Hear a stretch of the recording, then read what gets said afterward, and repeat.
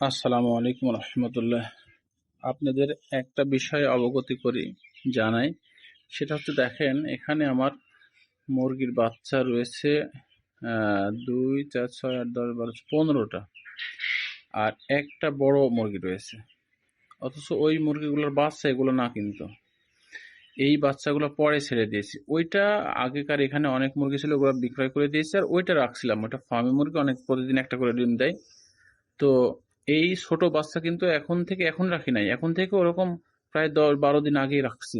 তাহলে আরো ছোট ছিল, কিন্তু ওই বড় মুরগি ছোট মুরগিকে একটা ঠোকরও মারে না। কিন্তু কিন্তু এখানে যদি আমি এরকম 15টা বড় মুরগি থাকতো, আর একটা যদি ওই জায়গায় ছোট মুরগি দিতাম, তাহলে ছোট মুরগিকে ঠোকরায় ঠোকরায় কিন্তু তাদের একেবারে অন্যরকম করে ফেলতো। তো সংখ্যা যেহেতু এরা বেশি, সংখ্যা যেহেতু বড়টা কম, বিধায় এদেরকে কিন্তু উনি মা হিসাবে, মানে তার তার মেয়ে ছেলে হিসাবে বা বাচ্চা হিসাবে রাখতেছে এবং থাকতেছে। সংখ্যায় যদি এ ছোটটা বড় হতো আর বড়টা যদি একটাই ছোট হতো, তাহলে কিন্তু ওই ছোটটা এখানে থাকতে পারতো না। এর জন্য সব দিক থেকে আপনাদের খেয়াল রাখতে হবে যে আহ, বিষয়টা, আমি যে ভিডিওটা করলাম, এই ভিডিওটা আমি অনেক কিছু আপনাদের বোঝাইছি। ভালো থাকবেন, সুস্থ থাকবেন। আসসালামু আলাইকুম রহমতুল্লাহ।